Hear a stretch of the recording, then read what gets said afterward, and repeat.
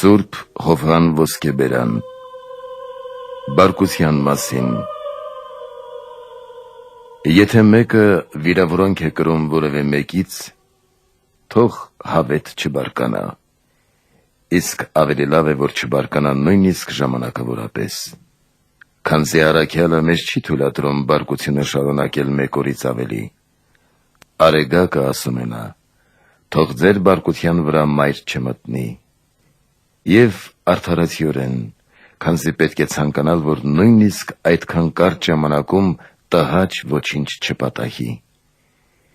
Իսկ եթե նաև գիշերը վրա հասնի մեզ բարկության մեջ, ապա մեզ համար էլ ավելի վատ կլինի, քանի որ միայն նրա մասին հիշողությունից անգամ մեր մեջ կվերածնվի անչափ հուրը, և մենք ազատ ժամանակ մեզ համար մեծ վշտով կխորհրդացենք նրա մասին։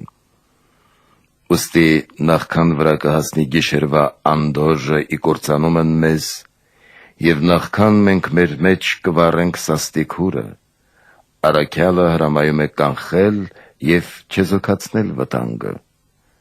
Քանզի բարկության կիրքն ուժգին է, բոցից ավելի ուժգին, ուստի և պետք է ավելի մեծ փութով կանխել հրիզորությունը և թույլ չտալ, որ հասնի բռնկման։ Իսկ այդ հիվանդությունը պատճառ է դառնում բազմաթիվ չարիքների։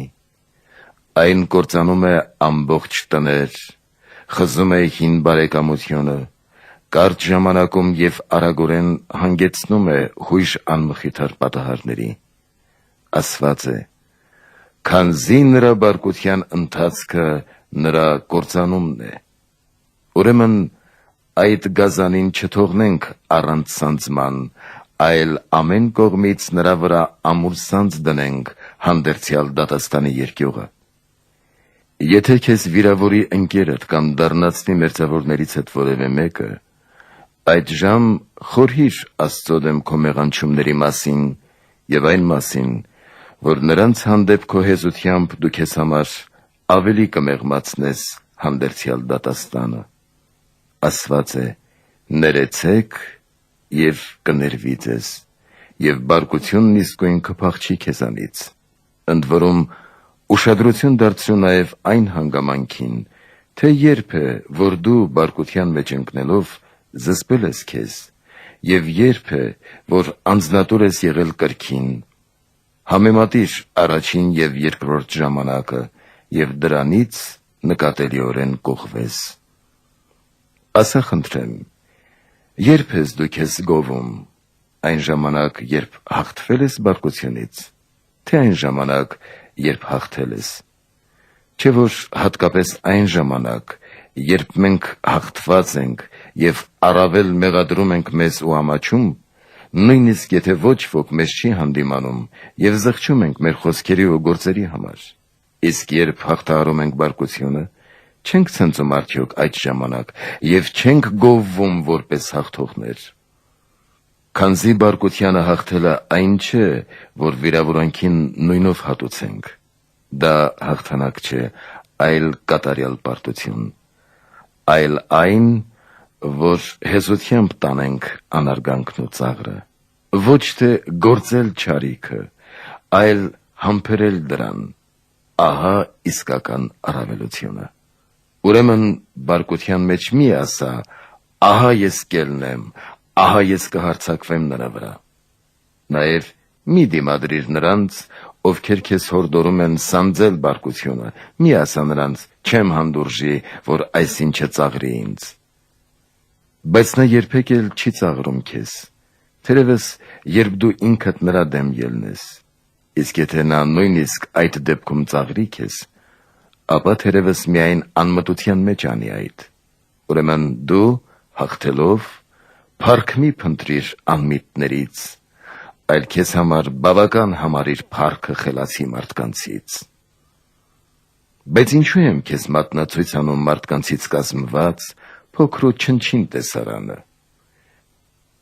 Այն ժամ նայիր Աստծուն, և նա կգովի քեզ, իսկ նա, ով փառավորվել է նրանից, պետք չէ, որ պատիվ փնտրի մարդկանցից, քանզի մարդկանցից պատիվը հաճախ կախված է կամ մարդկանց համակրանքից, կամ թշնամանքից, եւ բոլոր դեպքերում էլ ոչ մի օգուտ չի բերում։ Աստծո դատաստանին ընդհակառակը օտար է այդպիսի դիրքորոշումը, այն մեծ օգուտ է բերում Աստծուց փառավորվածին։ Այսպիսով ձգտենք հենց այդ փառքին։ Ուզում ես իմանալ, թե ինչ մեծ չարիք է բարկությունը։ Կանգնիր հրապարակում, երբ այնտեղ ուրիշները վիճում են։ Սեփական անձում հնարավոր չէ այդպես հստակ տեսնել այդ տգեղությունը, քանի որ բարկությունից բանականությունը մթագնում է եւ կորչում է գիտակցությունը, ինչպես հարբածներինը։ Բայց երբ դու մաքրվես այդ մոլությունից, այդ ժամ ուրիշների մեջ տես ինքդ քեզ, քանզի այդ ժամանակ քո բանականությունը վնասված չէ։ Այսպես ուրեմն, ահա նայիր մարդկանց շրջակա խմբերին ու նրանց մեջ զայրացած մարդկանց, որոնք անկարգություններ են անում դիվահարների պես։ Երբ կրծքում բռնկված բարկությունը բորբոքվում է ու մոլեգնում, այդ ժամ շուրթերը հուր են շնչում, աչքերը հուր ժայթքում, ամբողջ դեմքը ուռչում է, ձեռքերն անկարգորեն տարածվում են, ծիծաղելիորեն թռչկոտում են ոտքերը եւ արշավում իրենց զսպողների վրա։ Զայրացածները ոչնչով չեն տարբերվում խելագարներից, ամեն ինչ անելով անգիտակցաբար, եւ նույնիսկ չեն տարբերվում վայրի էշերից, երբ նրանք հարվածում ու կծոտում են միմյանց։ Իսկապես անճոռնի է զայրացած մարդը։ Այնուհետև, երբ այդքան ծիծաղելի այդ տեսարանից հետո նրանք տուն վերադառնան եւ ուշքի գան,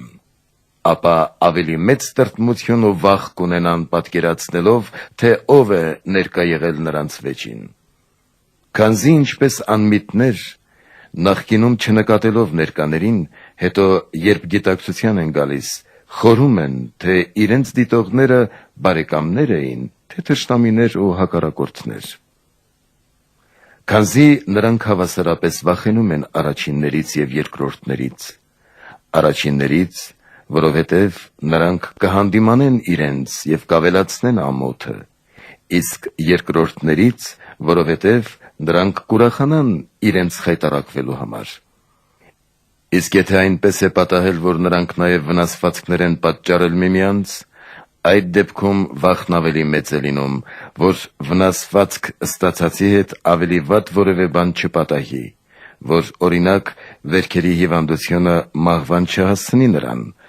կամ որ առաջացած ամբուժելի այտուցը վտանգ չսպառնա նրա կյանքին։ Ինչ կարիք ունեի վիճելու, ասում են նրանք, ինչ կռիվներ են ու վեճեր, թող կորստյան մատնվեն դրանք։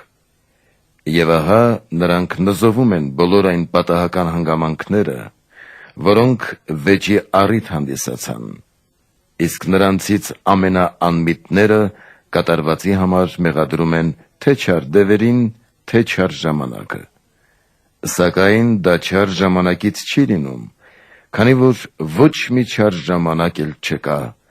ոչ էլ չար դևերից է դա լինում, այլ բարկությանն անձնատուր եղածների չարությունից։ Հենց նրանք իրենք են թե դևերին հրավիրում, թե ամեն տեսակ չարիք բերում իրենց վրա։ Մեկը կասի, բայց սիրտը խռովում ու տառապում է վիրավորանքներից։ Դա ես էլ գիտեմ։ Ուստի եւ մեծարում եմ նրանց, ովքեր սանձում են այդ սարսափելի գազանին, քանզի եթե կամենում ենք, ապա կարող ենք մեզանից վանել այդ մոլությունը։ Ինչու մենք չենք ենթարկվում այդ կրքին, երբ մեզ կշտամբում են ղեկավարները, չէ՞ որ նրա համար, որ մեր մեջ վախ է առաջանում, որը հավասարազոր է այդ մոլությանը, որը կատվածահար է անում մեզ եւ թույլ չի տալիս, որ բարկությունը նույնիսկ ծնվի մեր մեջ։ Եվ ինչու ծառաները հազարավոր կշտամբանքներ ստանալով մեզանից, այդ ամենը տանում են լռելյային։ Չէ՞ որ նրա համար, որ նրանք եւս կապված են վախի կապանքներով։ Այդպես եւ դու խորհրդածիր